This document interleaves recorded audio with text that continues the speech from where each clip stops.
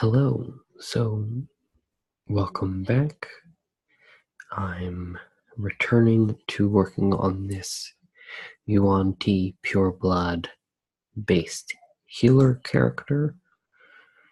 The theme of this character was the Greek god Asclepius and creating someone who would be a cultist to the god Asclepius. If you need a reminder or haven't seen the previous video where we worked on this character and decided about what class it would be and some various features of it.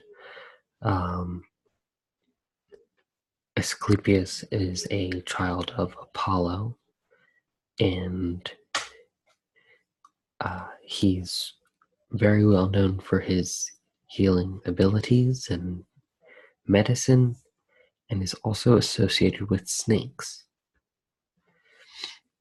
If you are someone who's unfamiliar with the Dungeons and Dragons lore, the Yuan-Ti are a Mesoamerican sort of derived culture of creatures that are like humanoids combined with snakes, or humanoids who are trying to become snakes, and there are more advanced ones that are like monstrosities that with one or more snake heads and or snake bodies that definitely get neat things that are strange. But the Yuan-Ti Pureblood is much more like a human, but it has some interesting abilities, and it's something you can make a character be. So the affinity of the Yuan-Ti Pureblood for snakes is why I ended up choosing it as the basis for this character that we're going to continue working on today. Now, let's see, just taking a look here at this character sheet that I began working on last time. I had established that it was Yuan-Ti, and we looked at backgrounds, and we decided that it was going to be an acolyte. I also chose the neutral good alignment. With the alignments, if someone is lawful, then they're very strict about rules, whereas chaotic is much more about breaking rules. And I feel like someone who was devoted to a god and was committed to healing others might not necessarily always want to be bound to the rules, and instead would want to do the right thing. I feel like that is what makes the most sense for this character, so I went with neutral good. I am starting the character out at level 4, since that's what the current party for my players is. And likely I would just place this character in some sort of shrine for Asclepius somewhere in the world. And it would be someone that they could encounter if they find their way there. So since they're level 4, their proficiency bonus is only +2. We can see that here on the player handbook. At level 4, +2. You have a wild shape improvement at level 4 as well, which is that they can turn into creatures that have a swimming speed, but still not a flying speed. They also get an ability score improvement, which is something that we've added in Under cantrips known, at level 4 they get a third one, and they also have 3 second level spell slots and 4 first level spell slots. So we'll go back over to our character sheet, and if I just scroll down here, I have indicated the spell slots that they already have. Now, note that I have written cantrips known 4, and that's because personally I feel that the cantrips Druidcraft, Thaumaturgy for the clerics, and Prestidigitation for a number of different arcane casters are spells which really shouldn't cost you a slot to use. And I feel like it should be a given that you get to use that spell. With Prestidigitation, for example, the idea is that it's a simple trick or a variety of simple magic tricks, and you learn them, and that's part of practicing magic. For Druidcraft, again, it's these sort of simple little nature magic-based tricks, things that you would learn as you learn to be a druid. And so I feel like it's something that should just be part of the base class features. Because they're not really useful for combat, I wouldn't want to charge the players for taking them, have them feel like they're sacrificing getting something that's offensively necessary. So that's why I made that decision, and that's something that's true for all of my players that are casters, is that they're able to have those spells without it counting towards the spells known, the cantrips known for their particular class. So here we have the Druidcraft for free, Shillelagh, which I discussed that last time. It's a good offensive cantrip. You use it on a club or a quarterstaff, and it makes it so that the damage dice is a 1d8, and you add your wisdom modifier, and you also, when you attack with it, you use the wisdom modifier in addition to your proficiency bonus.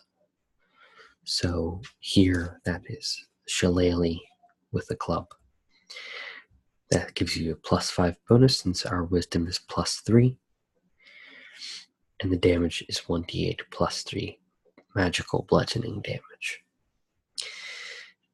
And I find that having that is definitely an important thing to do if you're planning on having a druid that is ever going to get into melee combat where they might need a weapon.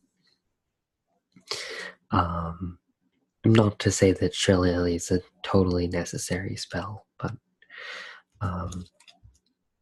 with a lower dexterity and strength, it is hard to justify not taking Shillelagh, since the wisdom score is really something you're going to want to have increased as much and as fast as possible.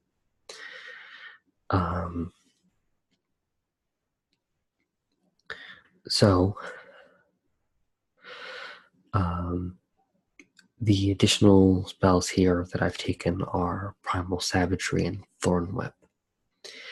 Now, Thorn Whip does piercing damage and has a range of 30 feet. And if the enemy is large or smaller, then they can be pulled by it up to 10 feet closer to the caster of the spell.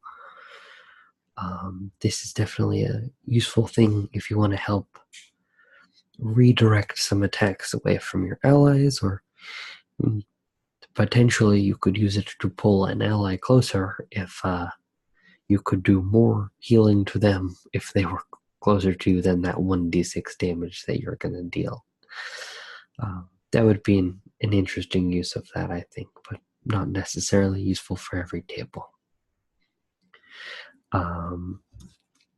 Primal Savagery is an interesting cantrip that they added in Xanathar's Guide to Everything,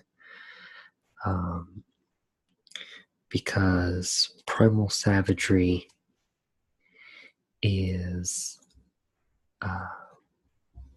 it makes it so that you can use claws or your teeth to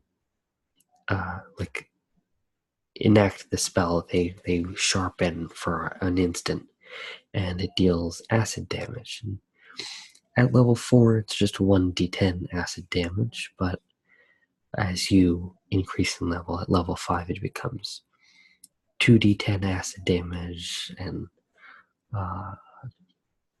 I don't know, I don't remember exactly what levels all of the cantrips change, but acid is definitely a nice type of damage. Not as good as necrotic, but it's definitely one of the better ones.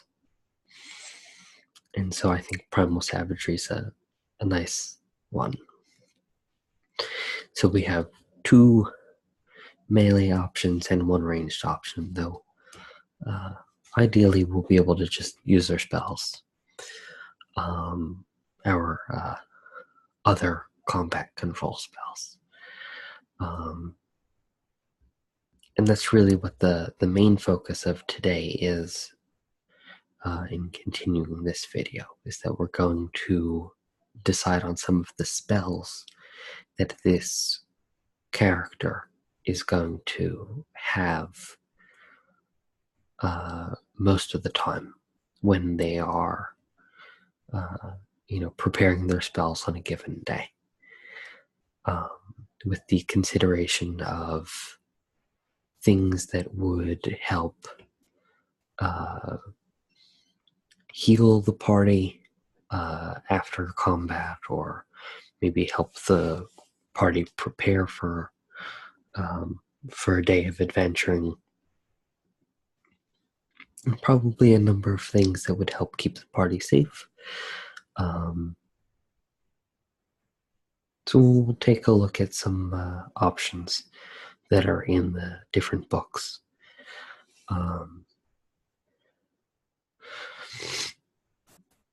So let's see, starting out, anything down there? No. Come back to that in a bit. So I have gone in and identified a few spells, and I didn't put them on a list yet, but I'm going to open up Donjon. And this is a nice website here that has a lot of resources for Dungeons and Dragons, as well as some other games like Pathfinder and earlier editions of D&D. The spell list here includes spells from all the books, but it doesn't necessarily give you information about everything. And the reason for that is that some of the things that are here in this list are not in the SRD, meaning they're not like standard things which are part of a free resource. I think Mold Earth is one of those. So it's not in the SRD, no description available, but I have the Xanathar's Guide, and so I'd be able to pull up that spell, but that's just a cantrip. Let's see. So here's Druidcraft. And here, and this is why I feel like this doesn't need to be a spell that costs you something to take. You're creating a tiny, harmless sensory effect that predicts what the weather will be at your location for the next 24 hours. You might manifest a golden orb for clear skies, a cloud for rain, falling snowflakes for snow, and so on. And one round is just 6 seconds. You could make a flower blossom, or a seed pod open, or a leaf bud bloom.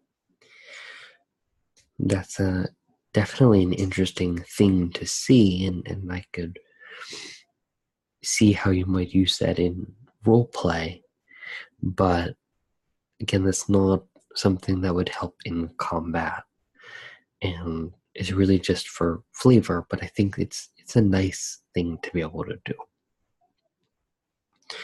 A small, harmless sensory effect, such as falling leaves, a puff of wind, the sound of a small animal, or the faint odor of a skunk.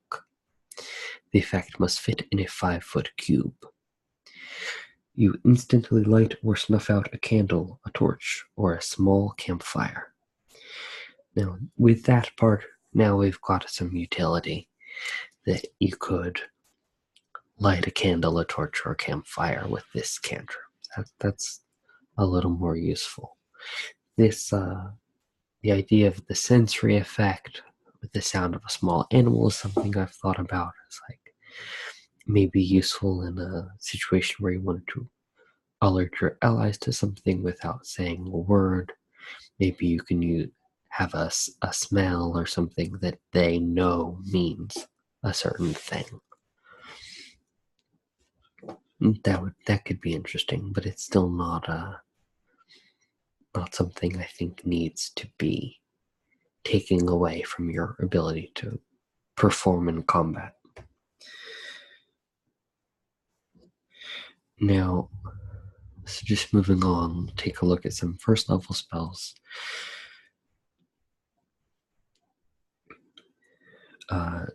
For starters, I think that create or destroy water is something that would make sense for this kind of druid to take, this kind of healer. Having clean water is definitely part of keeping people healthy and safe.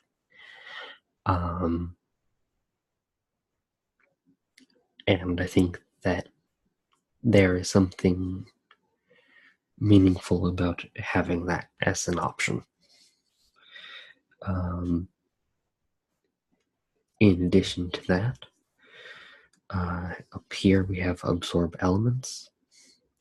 Okay, so it does not say there, but that's Xanathar's Guide, page 150. So I'm going to go over here, go to Xanathar's Guide. It says it's 150, but I need to look at what this says here. So I'm on page 157. So if I put in 151. Okay, so here's absorb elements. This spell costs a reaction, which you take when you take acid, cold, fire, lightning, or thunder damage. It acts on yourself, and it's just a somatic component, so it doesn't require you to say anything, doesn't require a material. The spell captures some of the incoming energy, lessening its effect on you and storing it for your next melee attack. You have resistance to the triggering damage type until the start of your next turn. Also, the first time you hit with a melee attack on your next turn, the target takes an extra 1d6 damage of the triggering type, and the spell ends. When you cast the spell using a spell slot of 2nd level or higher, the extra damage increases by 1d6 for each spell slot above 1st. This is certainly a a good protective spell once you're at the point where you are regularly encountering things that deal any of these damage types. At level 3 or 4, that's certainly less so, but maybe beginning to approach some of that. On the other hand, if you know that you're going to encounter these sorts of creatures, that could definitely be useful.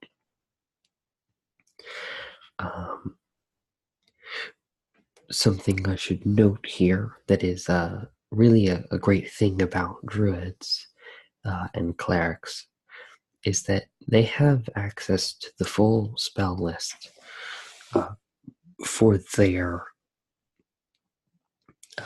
class, and the limitation on that being that they can only prepare a certain number of spells in a day, which they do at the end of a long rest.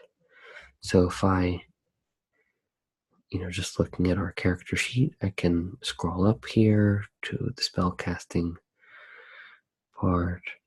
Okay, it must be down here somewhere.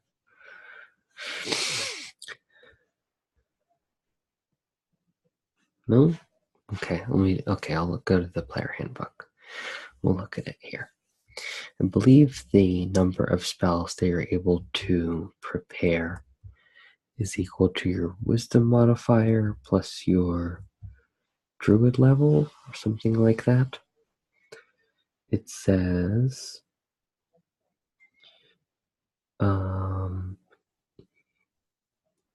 nope, not that one. Okay.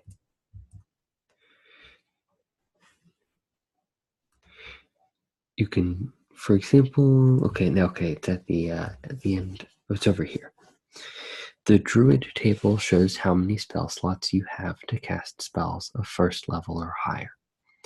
To cast one of these druid spells, you must expend a spell slot of the spell's level or higher. You regain all expended spell slots when you finish a long rest. You prepare the list of spells that are available for you to cast, choosing from the druid spell list. When you do so, choose a number of druid spells equal to your wisdom modifier plus your druid level. So our character here's wisdom modifier is 3, and their druid level is 4. So they would be able to prepare 7 spells. The spells must be of a level for which you have spell slots. At level 4, we have 4 first level spell slots and 3 second level spell slots. So we can prepare first and the second level spells. And then they go into an example of some options for how you would use that. So let's go back over here for a moment. Now, one of the good things here about this is that when we add in things about this character, we can put a bunch of spells that we're interested in, and we can have certain ones that are good for combat, and we can have other spells that are good for healing, and other ones that are good for other sorts of functions.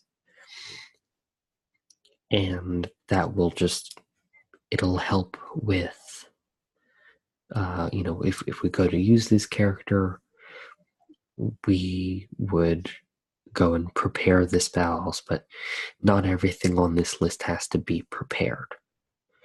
I note that I filled this circle in for these things, but really that is supposed to just be for ritual spells, and those things are not ritual spells.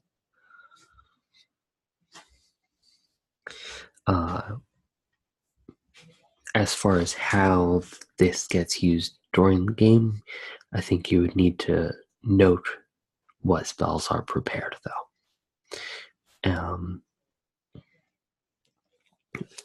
And I didn't mention this today, but it was something that we talked about in the previous video, is that poison spray, animal friendship, and suggestion are all parts of the Yuan-Ti pureblood racial traits. It's an innate spell casting. Now,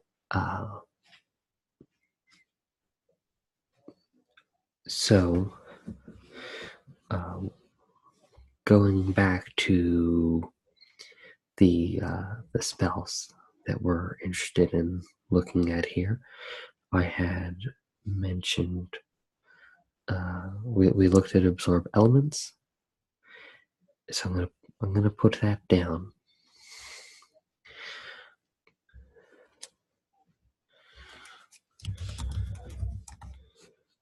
I'll put absorb elements,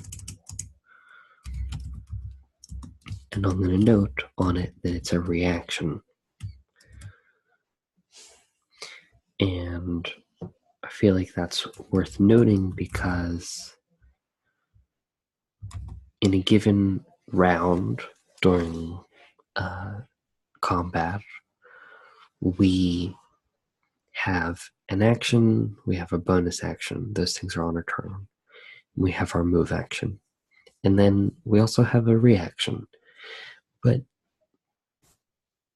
you need to have something to do with your reaction if the trigger occurs for it. So if we have absorb elements prepared, it does mean that in the cases where we are dealt one of those triggering damage types, we have something we can do with that reaction and the spell slot that will allow us to make use of that part of the action economy that we can. It's not always easy to know what to do or to have a good use of all of the actions that you can possibly take. And so that's one possibility.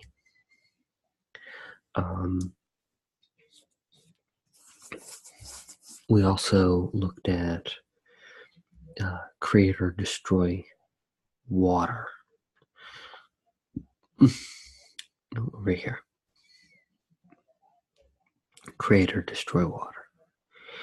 So I'm going to just note that as well on that character sheet. And, it doesn't mean that it's always going to be necessary, but sometimes we may just want to be able to do that sort of thing. So I'm going to put that over here. Create or destroy water. And then I'll note that these are both first level spells. We'll go back to look at Donjon. Cure Wounds is certainly a possibility. I would say that Cure Wounds is probably something that we would want prepared most of the time. I'm going to put it right over here as well. Cure Wounds. Now, Cure Wounds is a touch spell, which makes it a little harder to use during combat. And for that reason, Healing Word is something that we'll add into, because Healing Word is a bonus action to cast and works at range. And that's definitely a helpful feature of that spell. Though the cost of Healing Word is that it heals less than Cure Wounds does.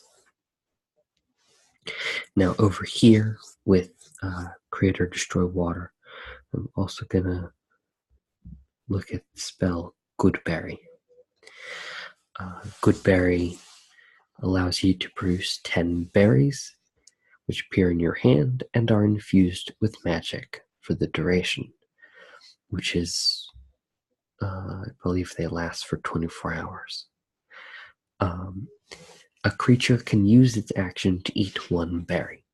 Eating a berry restores 1 hit point, and the berry provides enough nourishment to sustain a creature for 1 day.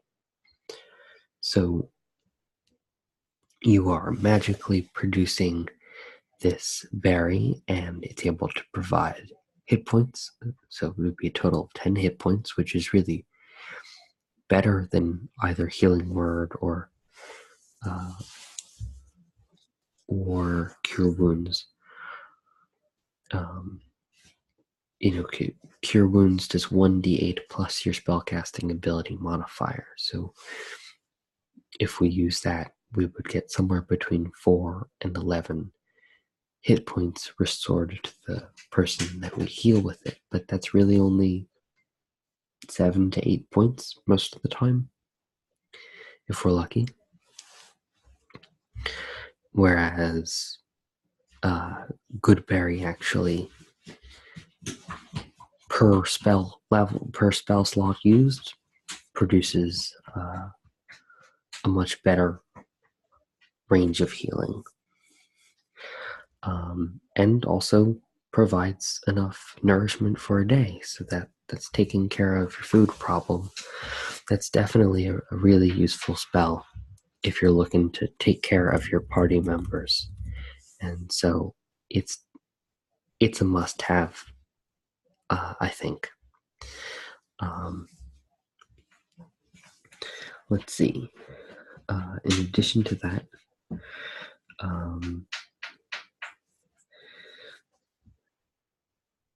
detect poison and disease is something which I think would be a good spell to take, and it is a ritual spell, which means that when you have it prepared as a druid, you don't even need to use a spell slot. You just have it take a little longer to do. Instead of an action, it would be 10 minutes to cast it, and it lets you sense the location of poisons, poisonous creatures, and diseases within 30 feet of you. You can also identify the kind of poison, poisonous creature, or disease in each case. And I think as someone who is going to be a healer and is going to work with sick people, detect poison and disease is just hand in hand with the job. So I'm going to throw that down on our character sheet as well. Detect poison and disease, and that is a first level ritual spell. I'll also put in another spell that was right there with that, detect magic. I'll go back over here. Here's detect magic. For the duration, you sense the presence of magic within 30 feet of you. If you sense magic in this way, you can use your action to see a faint aura around any visible creature or object in the area that bears magic, but you learn its school of magic, if any. Sorry, I have to adjust my chair. This spell can penetrate most barriers, but it is blocked by 1 foot of stone, 1 inch of common metal, a thin sheet of lead, or 3 feet of wood or dirt. I think detect magic is a good utility spell, useful in a lot of situations, and so it's worth having there as something that you would easily be able to prepare when you go to choose what spells you're going to prepare for the day. No, we have access to all of the first and second level spells that are on the Druid spell list.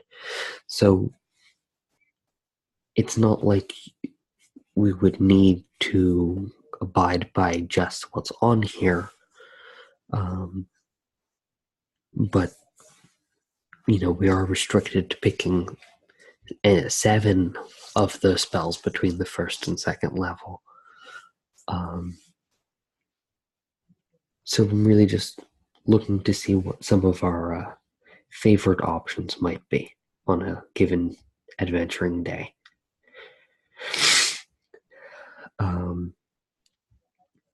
There's another spell here that I had noted would be a good one, and that's this right here. Purify food and drink. It's a first level transmutation spell and is also a ritual, meaning that you don't need to use a spell slot if you've got some time. So if your party's going to take a rest, you say, okay, I'm going to use Purify food and drink. All non-magical food and drink within a 5-foot radius sphere centered on a point of your choice within range is purified and rendered free of poison and disease. Now, a nice note about this here is that it's just a first level spell, but it is able to purify foods and diseases, poisons and diseases. It doesn't require any sort of contested roll or anything like that. I suppose that there could be some poison or disease that says, okay, this only can be destroyed with this. It can only be, healed by a spell like this. If it specifically says only greater restoration or something like that, or wish, then that would override the ability of purify food and drink. But this spell right here definitely fits in with the theme that we've been discussing. I'm going to move Detect Magic down.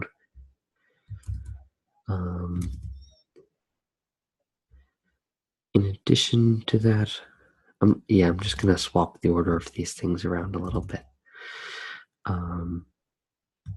based off of what makes sense to me. Put Goodberry at the top as a spell that can produce some magical food. Then create or destroy water. Then I'll have detect poison and disease here and detect magic there. And I'm going to put purify food and drink here. Purify food and drink. And now that that's there, I'll put in here, okay, detect magic is also a ritual spell. Okay. So, we'll go back to our spell list here.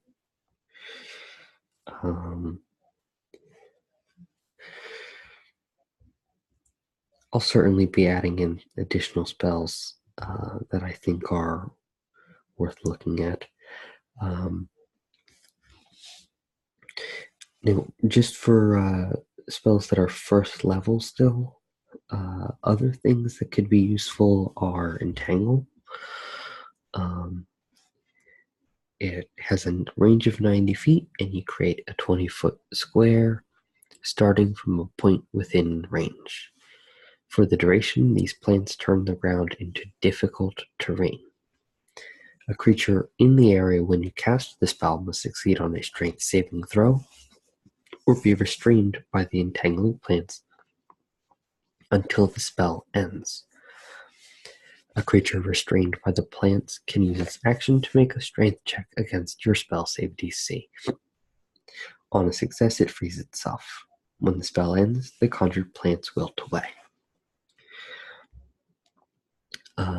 One of the nice things here is that the creatures are restrained, and the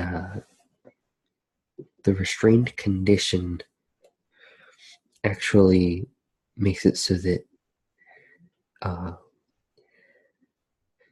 the attacks against that creature are going to have advantage, I believe, and its attacks will have disadvantage. I'm just checking in another resource what the rules are so I can be specific. Restrained says this: a restrained creature's speed becomes 0, and it can't benefit from any bonus to its speed. Attack rolls against the creature have advantage, and the creature's attack rolls have a disadvantage. The creature has disadvantage on dexterity saving throws. So, this spell here, Entangle, is a strength saving throw, and the creatures need to make a strength check against your spell save DC to get out of it. So, given that, this spell Entangle is going to work best against enemies that are smaller and faster than against things that are strong.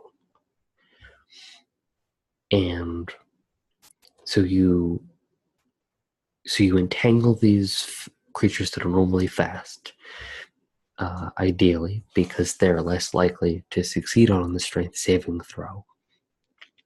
And suppose if you do succeed on that and they're caught, now they're restrained. Now your attacks against them and the attacks of your allies have advantage as long as they're restrained, and that creature's attacks have disadvantage. And then if another caster in your party has a spell that requires a dexterity saving throw, like fireball eventually, now the creature has disadvantage on that saving throw, which is really helpful because the creatures that are more likely to be restrained by Entangle are faster creatures, which are more likely to have a higher dexterity saving throw bonus than they are to have a strength saving throw bonus. So by giving them disadvantage, you can help mitigate that. And then, if they make it to their turn without being taken down by your party, if they want to free themselves from that restraint, they need to make a strength check against your spell save DC, and it requires their action. So even if they succeed and get free, well, they've just wasted a significant part of their turn doing that. Which is, really where this spell becomes very useful in affecting what is going on during combat. So I'm gonna put that over here. Actually, I'm gonna give us an extra bit of room from these, because we'll look at some other spells that are related to healing as we move on a little further.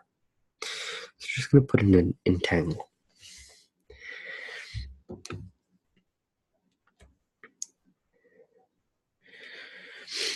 And then, let's see, what else? The Fairy Fire is a good spell, too. It acts in a 20-foot cube within range, and the creatures, they have to make a dexterity saving throw.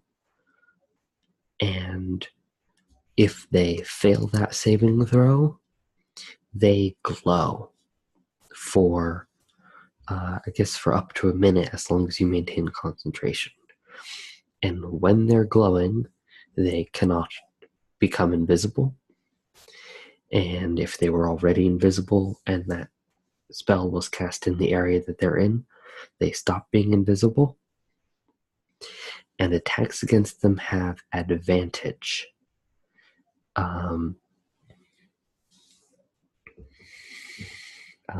It says as if the attacker can see it. So that does mean that if your character was closing their eyes, if you're fighting a basilisk, it's not going to help you that much. If you had to close your eyes to make those attacks. But so here, Fairy Fire is a pretty great spell because of the ability to provide advantage to your party members, as long as you maintain concentration on this. And it's got a nice range, so you can pick where you're going to use it and lay it out. And if you're up somewhere before the rogues in the initiative order, and you use Fairy Fire and get their targets glowing, they'll be your best friend. So here I'm gonna just throw that in, Fairy Fire. That's a lovely little spell to have on your list. Fairy Fire.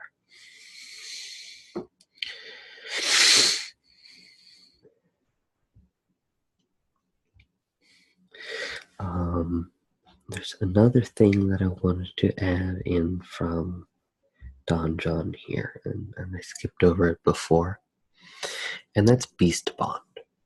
Now, Beast Bond is a first level divination spell, and it's not a ritual, but it is very thematic for our character here. Let's see, it says it's on Sanithar's Guide, page 150, which we actually have open already because of the other spell. So let's take a look. Is it this? No? Okay, it's down here. This is where it starts.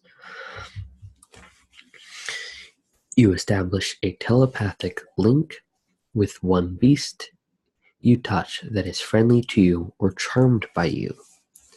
This spell fails if the beast's intelligence score is 4 or higher. Until the spell ends, the link is active while you and the beast are within line of sight of each other. Through the link, the beast can understand your telepathic messages to it, and it can telepathically communicate simple emotions and concepts back to you. While the link is active, the beast gains advantage on attack rolls against any creature within 5 feet of you that you can see. So, with our character being focused on, they are linked to snakes, and we're using the Yuan-Ti and trying to produce this cultist of Asclepius. The different spells that are available that help us sort of recreate that image, I think are nice. And Beast Bond is going to have a good synergy with another one of our spells that's already listed here. So I'm gonna put that in, but I'm gonna put it in. Let's see. I'm gonna put it in here at the top of this, but I'm gonna move these other things down. I'll make this a little easier. I'll just put Cure Wound here. I'll put Absorb Elements here. So the particular benefit here is that this part here, it says that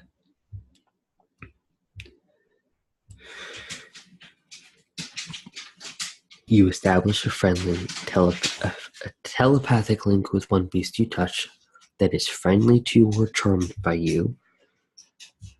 The spell fails if the beast's intelligence score is 4 or higher.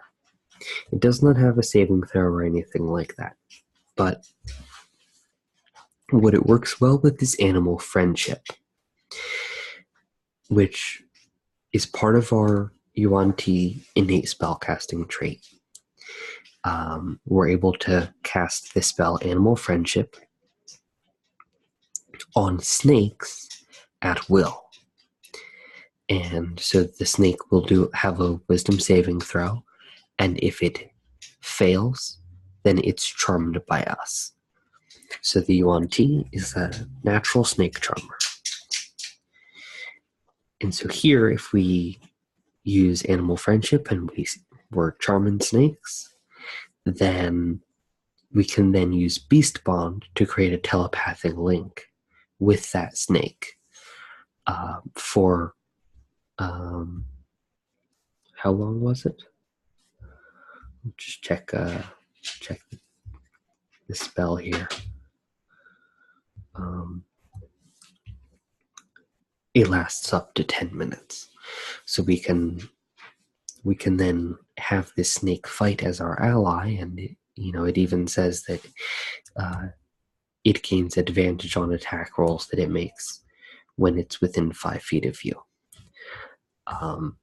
So that's definitely a good spell that we can have at our disposal, particularly if you know that there will be snakes in the environment that you're adventuring in on a particular day. Okay, let's see. Moving on.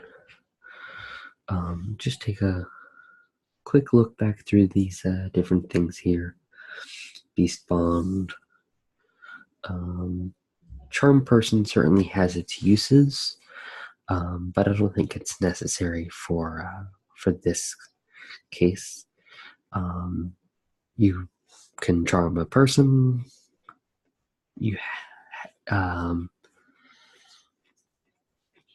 So the person will regard you as an acquaintance. They're still not going to behave in a way that's like radically different from how they normally act, though. It's not really what the charm condition's about. But you would have advantage on charisma checks against them.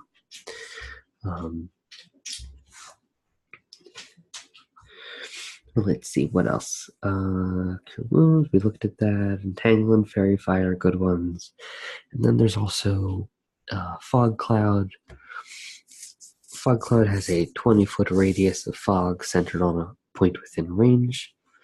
The sphere spreads around corners and its area is heavily obscured. It lasts for the duration or until a wind of moderate or greater speed, at least 10 miles per hour, disperses it.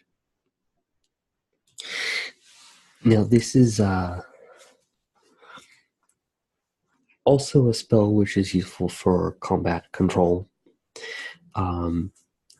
Because it counts as heavily obscured, any creature that is in the fog cloud or is attacking something that is in the fog cloud is essentially blinded.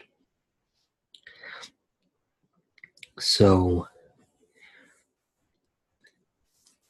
the attacks are all going to be at disadvantage. If attacks against a creature,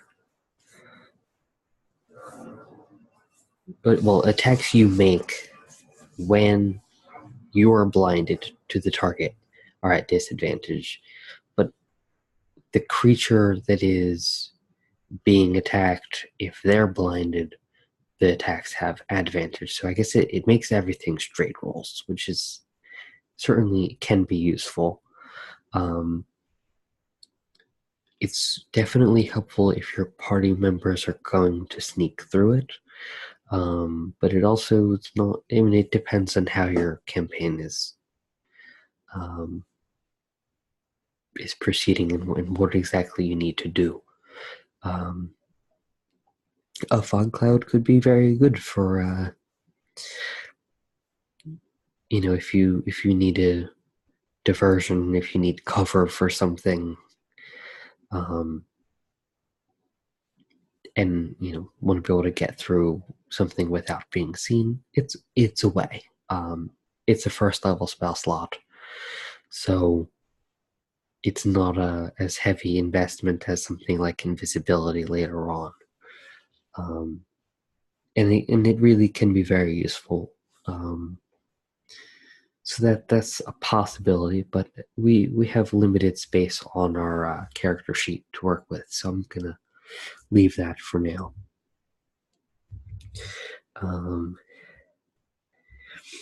Speak with animals is another one, which I think it goes along with the other spells that we looked at. And this is also a ritual, so that makes it particularly useful too, because even if we have it prepared, and we've got a limited number of selections to have prepared at the moment, we won't need to use a spell slot for it. You gain the ability to comprehend and verbally communicate with beasts for the duration. The knowledge and awareness of many beasts is limited by their intelligence, but at minimum, beasts can give you information about nearby locations and monsters, including whatever they can perceive or have perceived within the past day. You might be able to persuade a beast to perform a small favor for you at the GM's discretion. Now, if we're also using animal friendship on the same creature and then using speak with animals, I would certainly say so. If the creature's been charmed by you and you can speak with it, there's no reason that it shouldn't be able to go and perform a small favor for you. So I'm going to throw speak with animals over here with these other rituals here.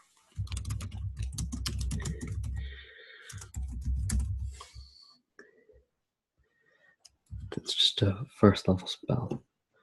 And there are some other things that I think are useful spells. The spell Snare is one. Just check Donjon real quick. It's not in the SRD, but it's first level spell, and okay, it's in Xanathar's Guide. I believe it has a material cost. Let's see, so 164. Does that put us there? Not quite. Shadow, scatter, we'll get in there. Sickening Radiance, Snillick. Okay, should be just here at the end of the page. So you need 25 feet of rope, which the spell consumes. As you cast the spell, you use the rope to create a circle with a 5-foot radius on the ground or the floor. When you finish casting, the rope disappears and the circle becomes a magic trap. This trap is nearly invisible, requiring a successful intelligence investigation check against your spell save DC to be discerned. The trap triggers when a small, medium, or large creature moves onto the ground or the floor in the spell's radius. The creature must succeed on a dexterity saving throw or be magically hoisted into the air, leaving it hanging upside down 3 foot above the ground or the floor. The creature is restrained there until the spell ends. A restrained creature can make a dex saving throw at the end of each turn, ending its effect on itself on a success. Alternatively, The creature or someone else who can reach it can use an action to make an intelligence arcana check against your spell save DC. On a success, the restrained effect ends. After the trap is triggered, the spell ends when no creature is restrained by it. So this is definitely a useful spell when you have planning. You know, when you have time before it's gonna need to be used. It does take a minute to cast the spell, and it's not a ritual. So it's not really a combat spell, but it does last for 10 hours. Now, an unfortunate part about how this spell is set up is that while it lasts for 8 hours, the creature has a chance to make a new dexterity saving throw every 6 seconds. That's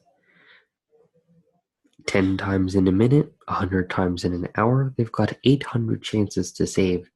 So if you were to say, set this and, you know, hope you caught dinner or something, well, the likelihood is that by the time you come back, dinner's gone. Because the spell really only works the one time against one creature. I mean, if you're just down the hall or something, if you're around the corner, you know, a couple trees over or something, I can see where it'd be useful, but not necessarily the best use of a spell, I think, unless you really have a good idea of what you need it for.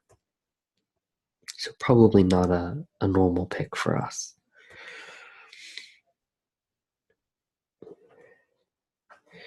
Now, moving on to second level spells. Just head back to Don John.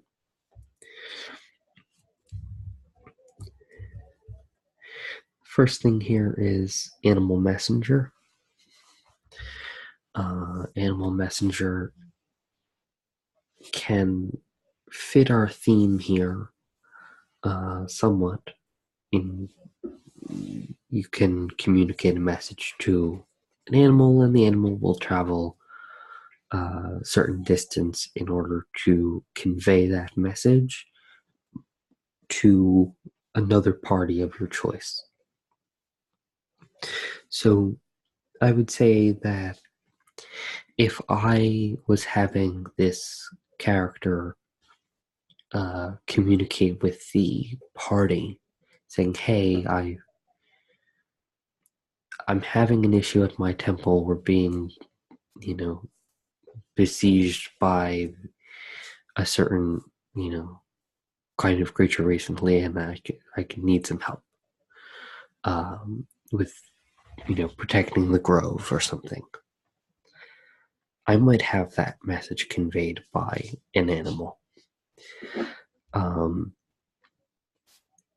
That certainly makes sense.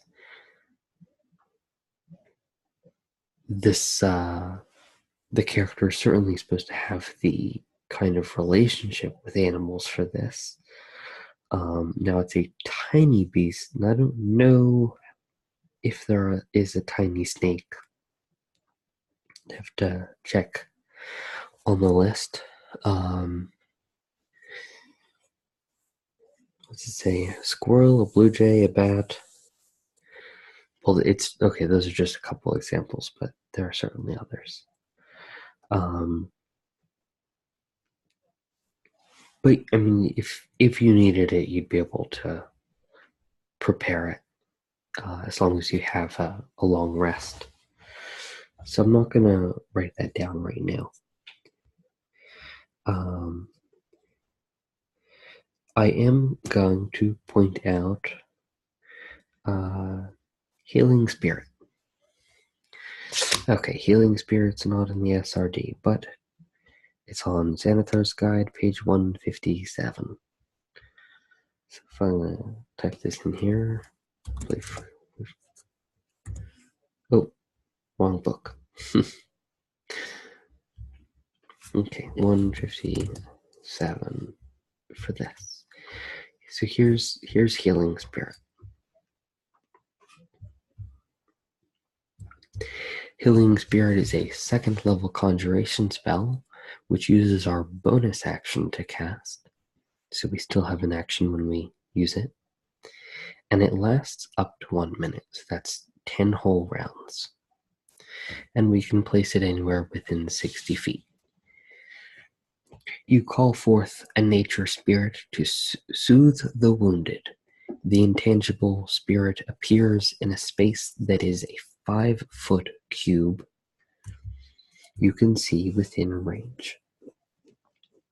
The spirit looks like a transparent beast or fae, your choice. Well, in our case, I would say that would look like a large coiled up snake, or something. Just a big snake. That would be our healing spirit. Until the spell ends, whenever you or a creature you can see moves into the spirit's space for the first time on a turn, or starts its turn there, you can cause the spirit to restore 1d6 hit points to that creature. No action required. The spirit can't heal constructs or undead. As a bonus action on your turn, you can move the spirit up to 30 feet to a space you can see. It can also be upcast with higher level spell slots in order to heal more hit points. Now, it lasts a whole minute and can restore 1d6 hit points to anyone that goes through it on a given turn. I think the best use of this spell is outside of combat. And the idea is that you place the spell down and play a game. And, let's see, what's like a ring around the roses, something like that. A game where everyone in the party is dancing in a circle or something, and everybody just runs through the healing spirit every round. Everybody gets through it, and then everybody's healed 10d6 hit points, and everyone can be nice and restored. And that's 10d6 hit points, can be about 30 hit points each, and that's pretty solid. There's one additional synergy here with the abilities of the unicorn spirit that can be produced by the shepherd druid, which is what this type is. And so that was that.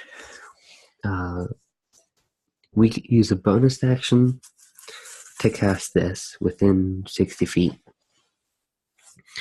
And it also lasts a minute. So you'd have to cast one on one turn and the other on another turn. So there'd be a slight delay. I'd probably do the other one first. But it says that whenever, let's see, if you cast a healing spell, you heal your level and hit points to all creatures in the aura or something like that. Let me go and check what the Xanathar guide says specifically for that. Taking a guess about the level, or the page. Okay, so looking at fighters. Okay, here we go. Circle of the Shepherd. It says, if you cast a spell using a spell slot that restores hit points to any creatures inside or outside the aura, each creature of your choice in the aura also regains hit points equal to your druid level. So the first turn, you're gonna place the unicorn spirit down, and everybody's gonna get in the aura. Then you cast Healing Spirit, and then everybody plays the game. And when you cast Healing Spirit, which is going to heal everybody, that 10d6 hit points, everybody is also going to get an additional 4 hit points.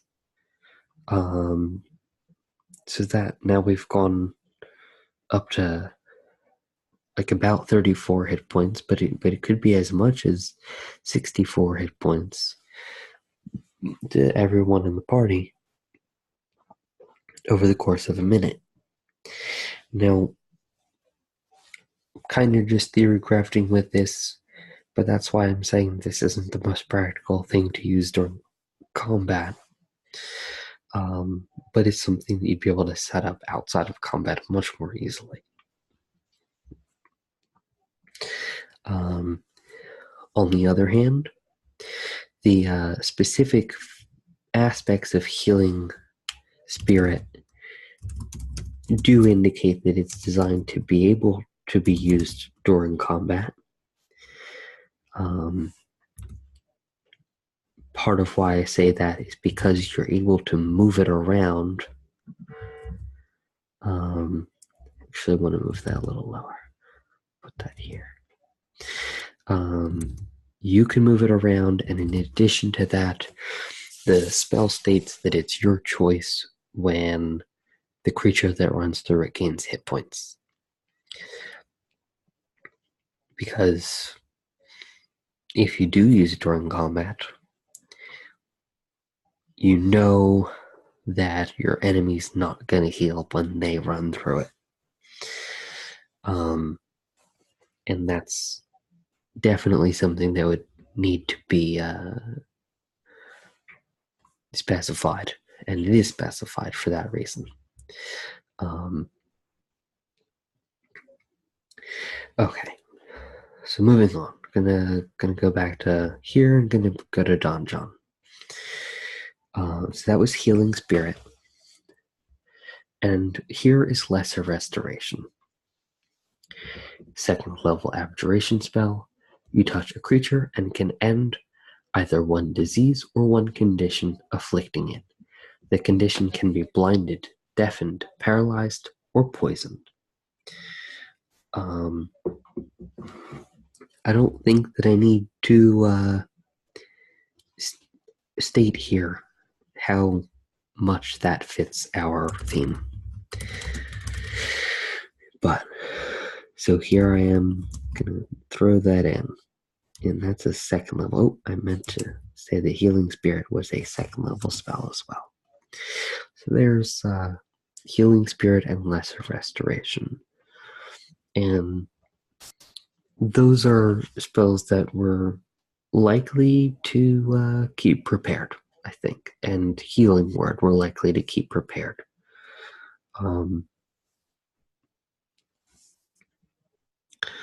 I think I'm gonna go ahead and pretend that instead of R, this is for spells that you have prepared, and I'm actually just going to add a little tag for the ritual spells. I'll do this. There. So I'll know that if this symbol is in front of a spell which is a ritual,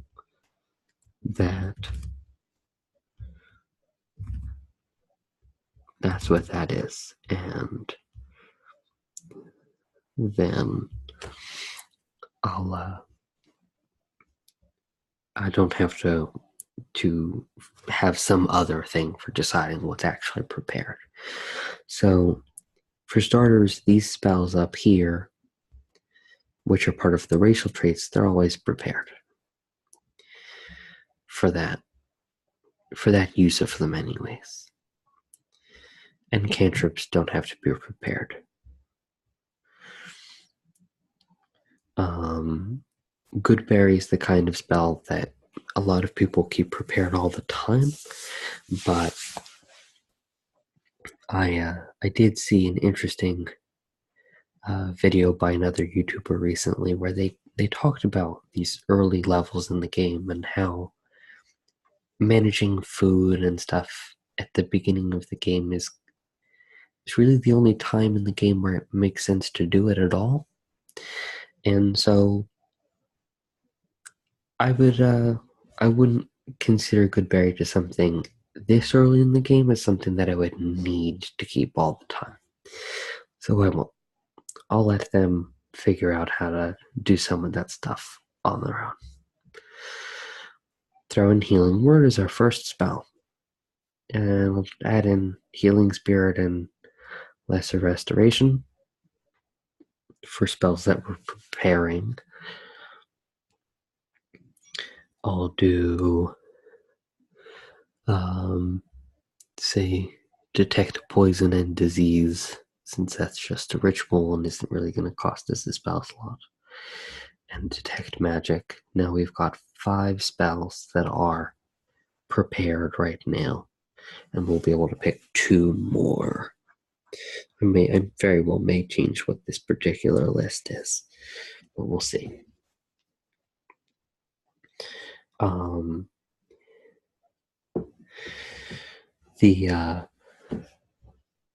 Going back over to Don John, Heat Metal is here. Now, as far as options that druids have that are offensive go, Heat Metal is an amazing spell. You cause an object to glow red hot. It has to be some sort of manufactured metal object. It could be a suit of heavy or medium metal armor. It could be a weapon. It could be a chain necklace, something like that. Any creature in physical contact with the object takes 2d8 fire damage when you cast the spell. Oh, it disappeared because I clicked on it. So that fire damage has no saving throw. You can't avoid that damage. Until the spell ends, you can use a bonus action on each of your subsequent turns to cause the damage again.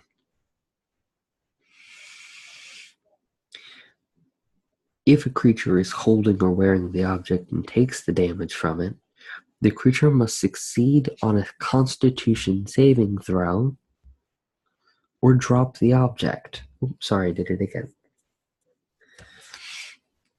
So they have to succeed on a Constitution saving throw or drop the object if they can. And that's when they take the damage. So if they fail the saving throw, they drop it. Now they're no longer in contact with the hot object, so they can stop taking the damage. But if they succeed on the Constitution saving throw, they don't drop it. And if they don't drop it, we go to this next sentence. It has disadvantage on attack rolls and ability checks until the start of until the start of your next turn. So if they succeed the saving throw, which means that they're still holding the hot object, now they have disadvantage on their attacks for a round. And that's definitely a boon here. The ability to apply disadvantage to your enemy's attacks and ability checks is useful, and it's not a specific ability check. It's just all ability checks. A lot of good use here with this spell, and it requires a bonus action to continue dealing that fire damage on each turn, but part of where that's useful is that, say you use it on an enemy's sword, and they do drop the sword. You can have your ally pick the sword up, and the sword is still glowing, but if you don't deal the damage to them on your turn with your bonus action, you don't have to. And so now your enemy is out of a sword, and your ally has the sword.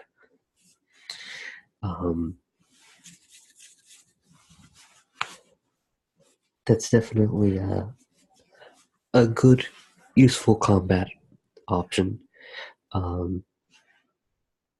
It's not doesn't have any particular value thematically to our character here, but it's just a good spell.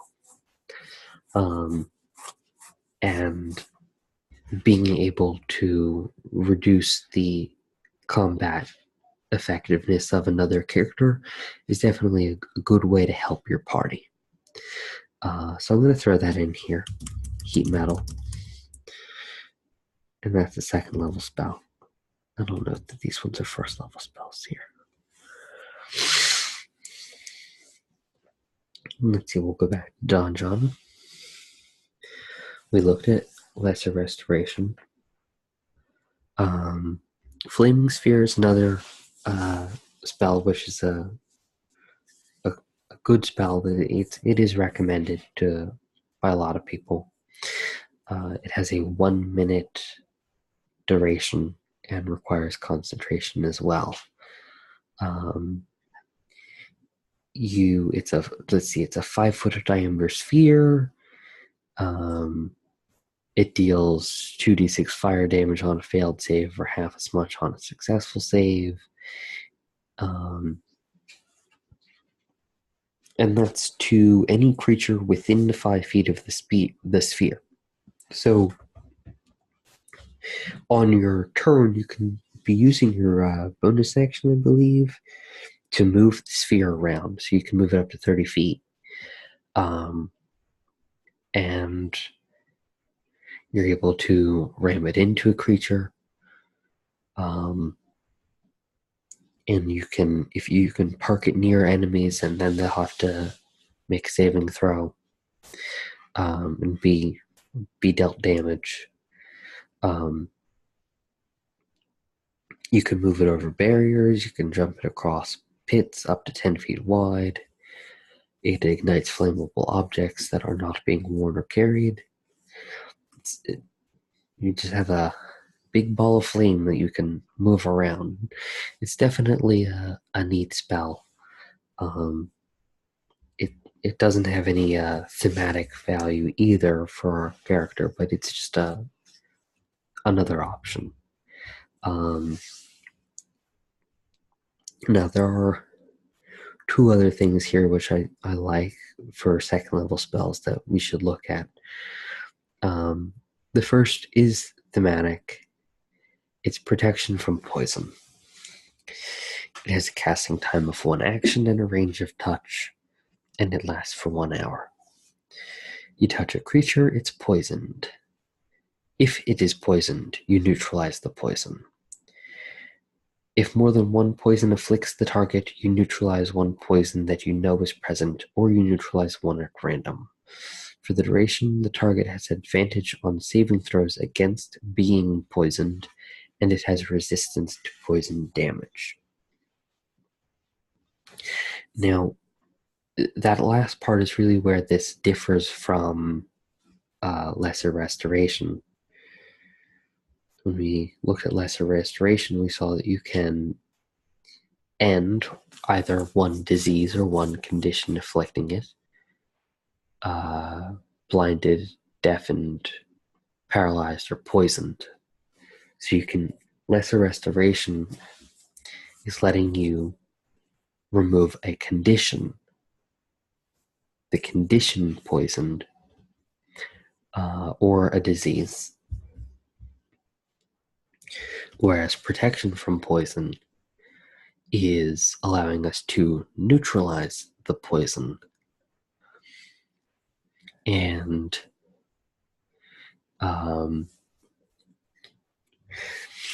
it also gains advantage on saving throws against being poisoned and has resistance to poison damage.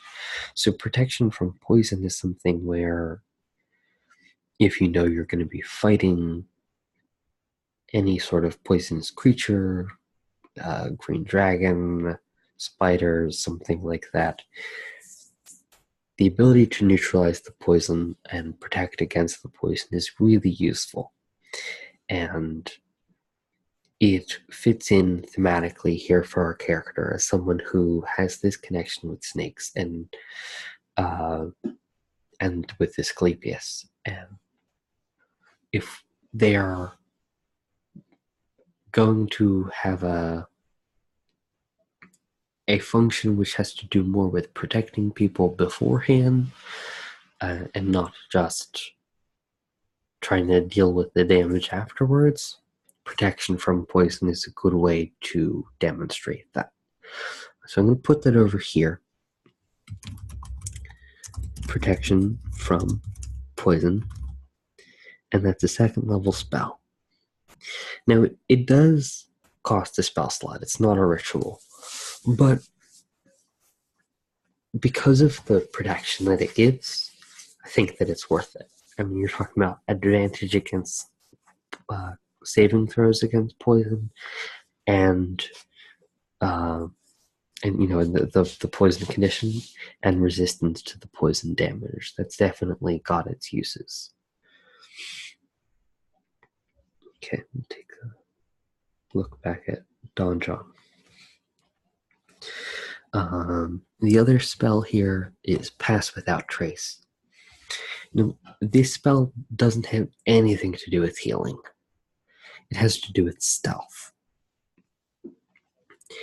It has a 30-foot radius around you. Your companions gain a +10 bonus to dexterity stealth checks and cannot be tracked except by magical means. A creature that receives this bonus leaves behind no tracks or other traces of its passage. This is really just a great spell. And it's a good way to really aid your allies in moving through a space without drawing attention.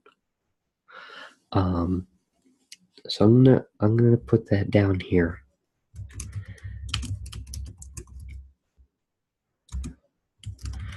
It's the kind of spell that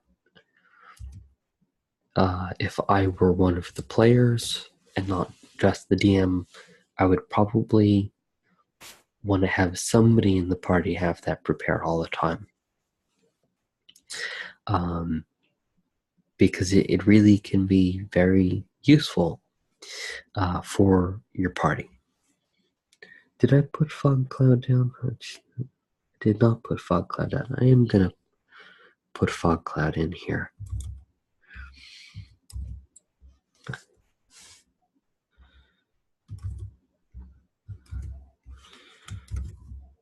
Fog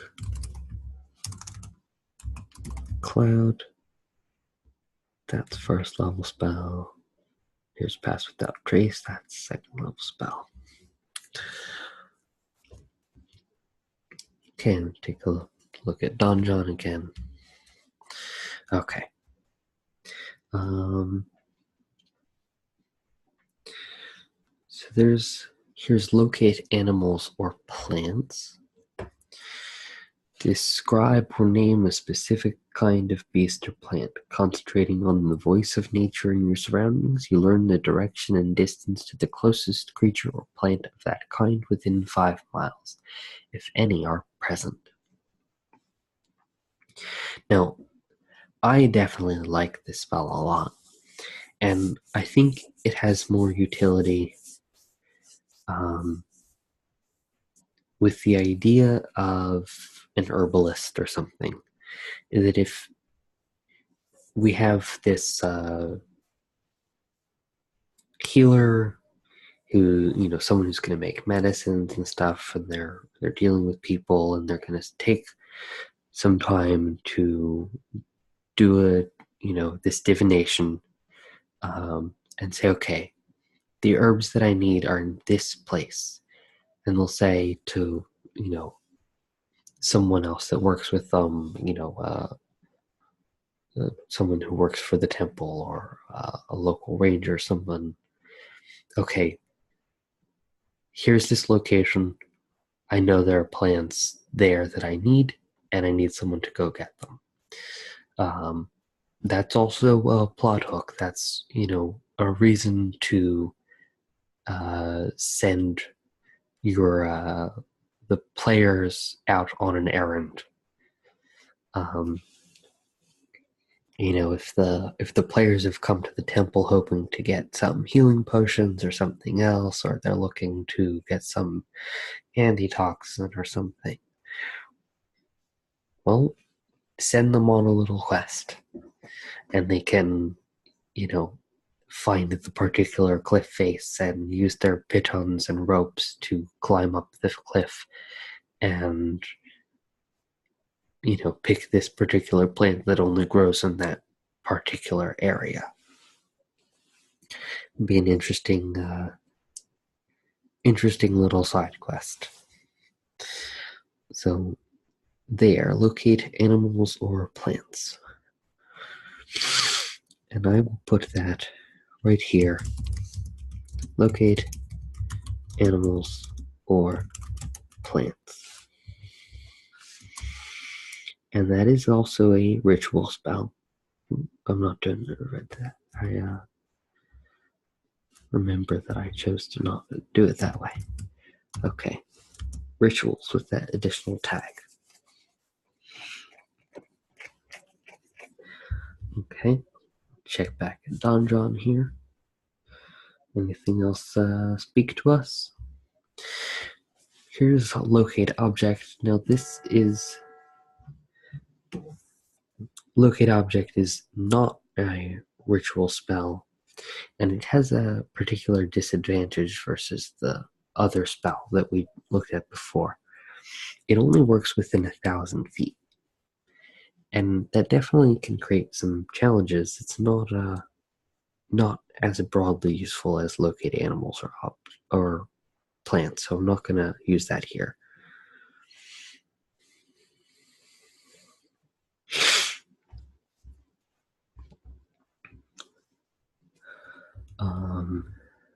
Let's see, are there any others that I feel like should be here? This is the Find Traps spell. It's pretty much a trap because it's not really useful at all. Enhance ability. Now this is something I think would be useful to have, that would sort of buff your allies. And let's see, when you upcast it, it can work on additional party members. But it has some, various options. You can give them advantage on certain kinds of checks, or constitution check, strength check, dexterity checks. Give them a little extra hit points, increasing their carrying capacity, preventing them from taking fall damage. This is a nice spell for buffing your allies, and it has some broad utility. You need various options, so I'm going to put that down. And let's see, where do I put it? I'm going to put it here with Pass Without Trace, since that also has to do with a sort of boost that you can give to your allies. It was Enhance Ability. Wait. Just check it real quick. Enhance Ability. And that's the second level spell. So, looking what we've got here. Healing Word.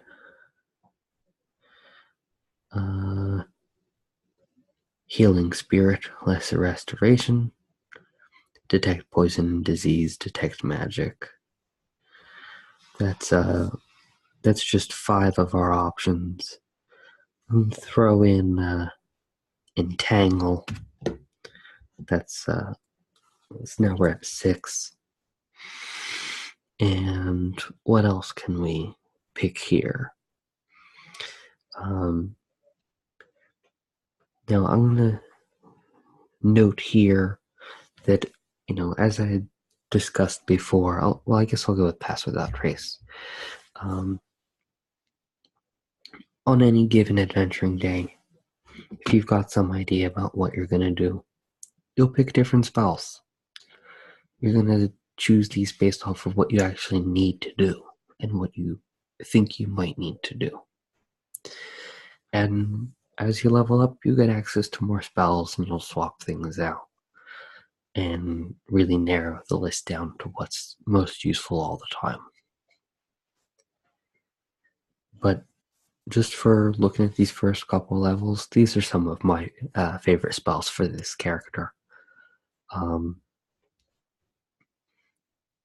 We've got 3 second level spell slots and 4 first level spell slots. So we definitely have options for how we use them, and having Healing Word and Entangle give us a way to heal our allies and a way to help in fight. Using those slots. In addition, Healing Spirit and Lesser Restoration and Pass Without Trace, 3 different second level spells which have different uses. 2 of them aren't really necessarily for combat, though Lesser Restoration can be useful in combat if somebody's paralyzed and you need to get them out of that in a pinch. And then, those 2 ritual spells. It's just, trying to have some versatility and different kinds of things that you can do depending on what the situations are. And we always have our cantrips to fall back on if we need something to fight with. So that's my take here. I guess I haven't done the personality stuff yet, and I may go and do that with for a third video. Possibly not. I don't know. In either case, I'll probably end up posting the character sheet as in the link in the description somewhere once it's ready. Thank you for watching, and good night.